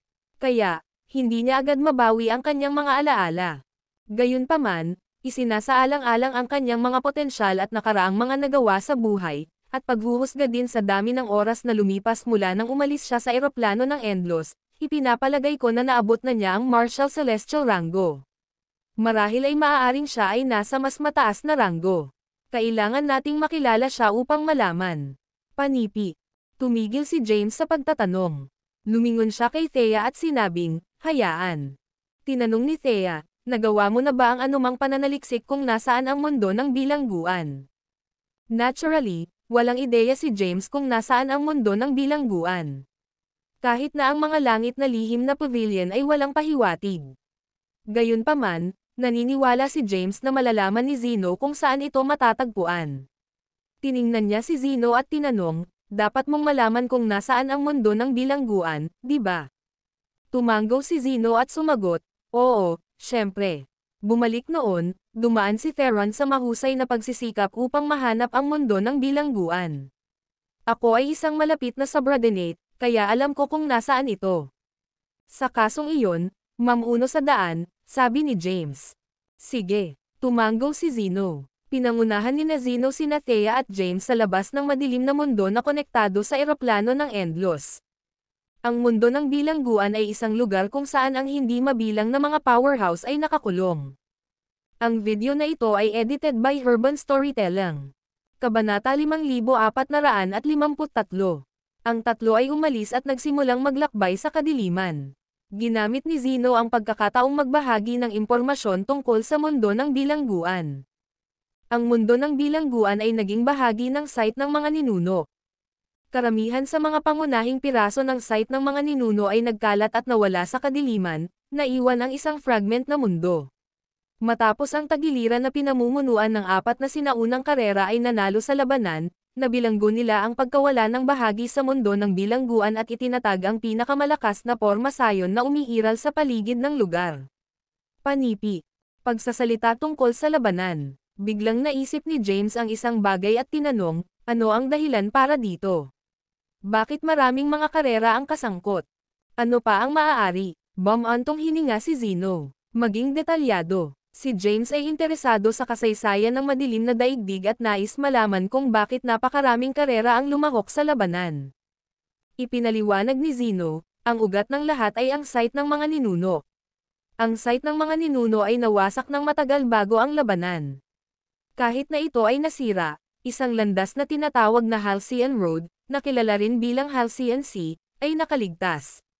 Dahil sa mga sinaunang panahon hanggang sa kasalukuyan, ang mga powerhouse na sinubukan na pumasok sa ranggo ng Transcendental Bliss ay maaaring mabaliw, ganap na mawala ang kanilang isip, o mamatay. May mga alingaw-ngaw na ang sino mang maaaring makapasok sa kalsada ng Halcyon at dumaan dito ay matagumpay na makapasok sa ranggo ng Transcendental Bliss. Ang kalsada ng Halcyon na ginamit upang matatagpuan sa loob ng site ng mga ninuno. Gayunpaman, matapos na masira ang site ng mga ninuno, ang kalsada ng Halcyon ay nawala sa madilim na mundo. Bubuksan lamang ito sa ilalim ng mga tiyak na kondisyon. Panipi. Sumimangot si James at tinanong, anong uri ng mga kondisyon? Kapag ang mga powerhouse sa ranggo ng Quasi-Bliss ay umabot sa isang tiyak na numero, lilito ang kalsada ng Halcyon. Gayunpaman, isang limitadong bilang lamang ng mga powerhouse ang maaaring makapasok sa kalsada ng Halcyon. Ang mga powerhouse ay bumalik pagkatapos ay nahati sa dalawang panig at nakipaglaban upang matiyak ang isang pagkakataon na makapasok sa kalsada ng Halcyon. Ang mga natalo ay mamamatay, at maaaring makapasok ang mga nagwagi. Ang mga powerhouse ng panalong panig, na nakarating sa ranggo ng Quasi-Bliss, lahat ay pumasok sa Halcyon Road. Tinanong ni James, at kung ano ang nangyari. Umiling-iling si Zeno at sumagot, hindi ako masyadong sigurado. Mula sa narinig ko, walang bumalik mula sa Halcyon Road, o walang nakarating sa ranggo ng Transcendental Bliss. Mayroon lamang mga talaan ng mga powerhouse na umaabot sa ranggo ng Quasi-Bliss, at walang naitala na mga account ng sino mang umabot sa ranggo ng Transcendental Bliss. Ito ay isang alamat na ang mga pumapasok sa ranggo ng Transcendental Bliss ay mawawalan ng damdamin at maging tulad ng mga puti na walang damdamin. Panipi. Habang lumilipat sa kadiliman, ibinahagi ni Zeno ang ilang mga alamat tungkol sa site ng mga ninuno, na siyang ugat ng nakaraang kaguluhan ng Dark World. Sa totoo lang, biglang sinabi ni Zeno, wala lamang isang progenitor star. Matapos masira ang site ng mga ninuno, marami sa mga pangunahing piraso nito ang nakakalat at nabago sa mga eroplano o planeta. Gayunpaman, ang mga makapangyarihang karera ng madilim na mundo ay agad na sinakop ang mga bituin ng progenitor na ito. Ang progenitor star sa loob ng eroplano ng Endlos ay ang isa lamang na hindi natuklasan. Panipi. Nagulat si James, hindi inaasahan ang mga bagay na nangyari sa madilim na mundo. Sinimulan niyang asahan na maabot ang ranggo ng Quasi-Bliss at ang maalamat na transcendental na kaligayahan sa kaligayahan balang araw. Naniniwala siya na darating ang araw na iyon sa lalong madaling panahon. Matagal na mula sa labanan na iyon sa madilim na daigdig.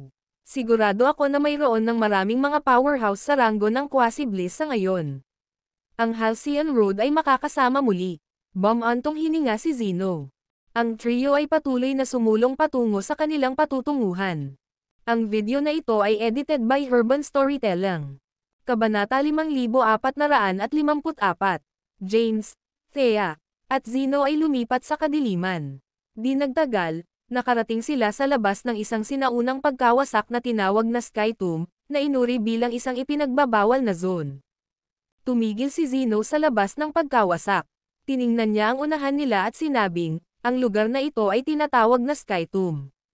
Tulad ng iminumungkahi ng pangalan nito, ito ay isang libingan ng mga namatay na powerhouse. Ang mundo ng bilangguan ay matatagpuan sa kailaliman ng Sky Tomb. Sa madilim na mundo ngayon, bahagya na may nakakaalam tungkol sa mundo ng bilangguan. Ang mga browser ni James ay lumabo. Alam niya ang tungkol sa Sky Tomb dahil binigyan siya ni Latros ng isang mapa ng madilim na mundo.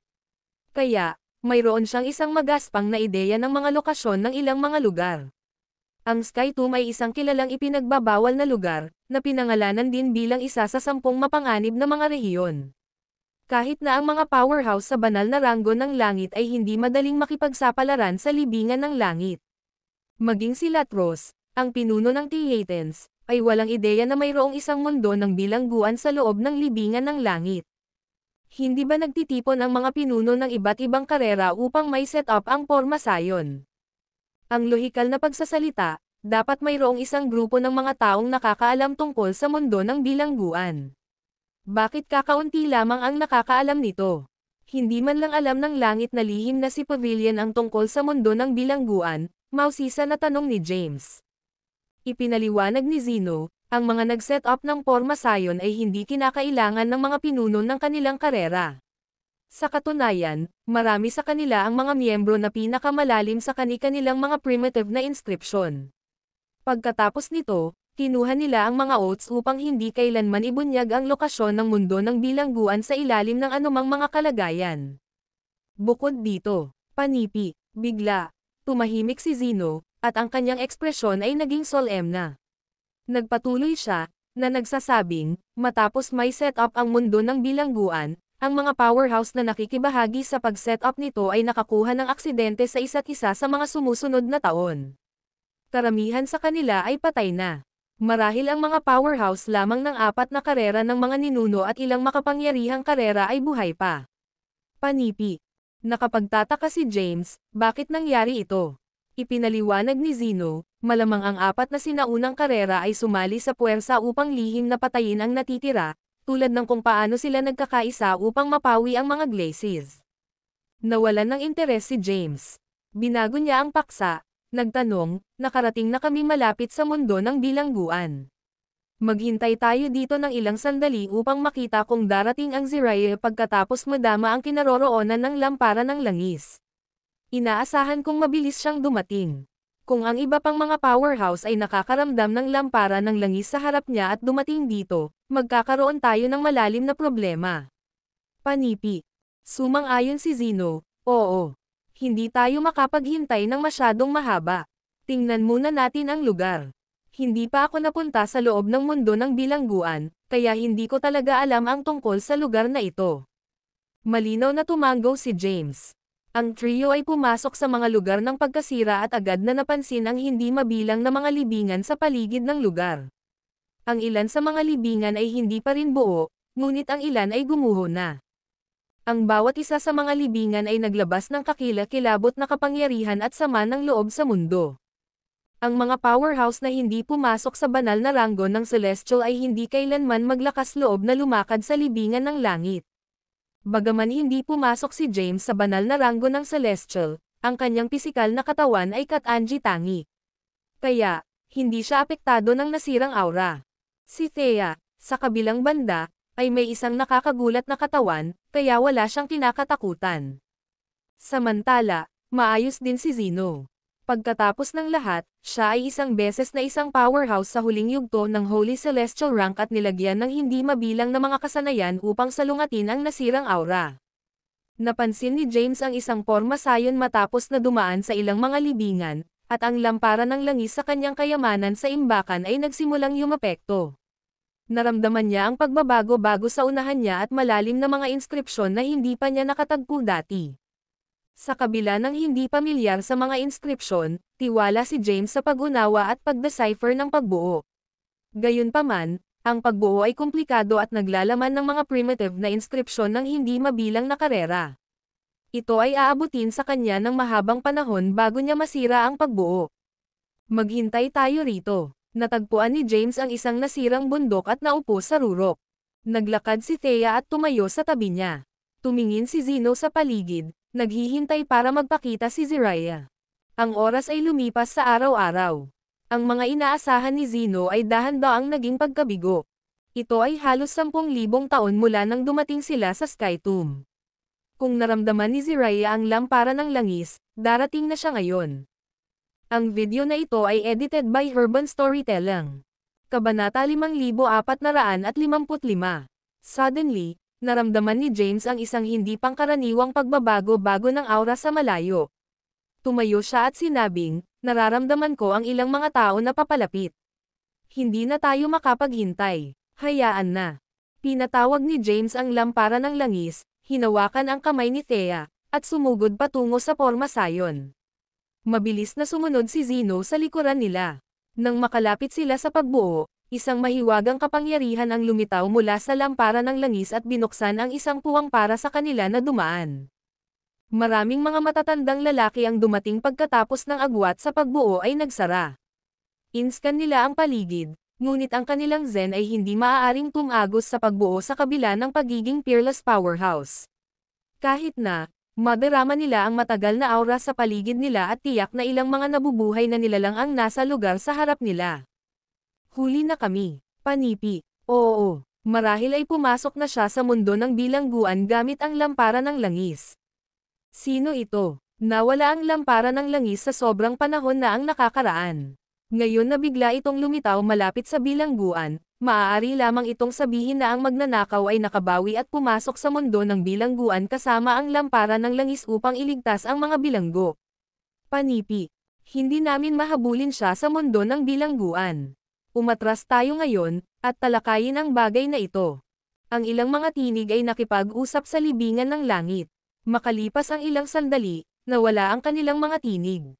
Samantala, sina James, Thea, at Zeno ay nakapasok na sa porma sayon.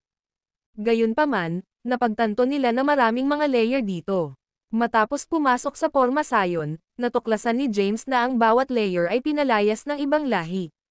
Sa kabila nito, ang mga layer ay may mahiwagang koneksyon at napakalakas. Kailangan nilang masira ang mga layer upang ganap na dumaan sa Porma Sion. Kinakailangan na magkaroon ng iba't ibang mga inskripsyon ng lahi upang matukoy ang mga layer. Ang pagbuo ay solid, at kahit na ang isang peerless powerhouse ay hindi masira ito sa pamamagitan ng lakas. Bumantong hininga si Zeno at sinabing, sa huli, hindi lumitaw si Zariah. Nagtataka ako kung matagumpay nating makuha ang mga primitive na inskripsyon na kailangan mo.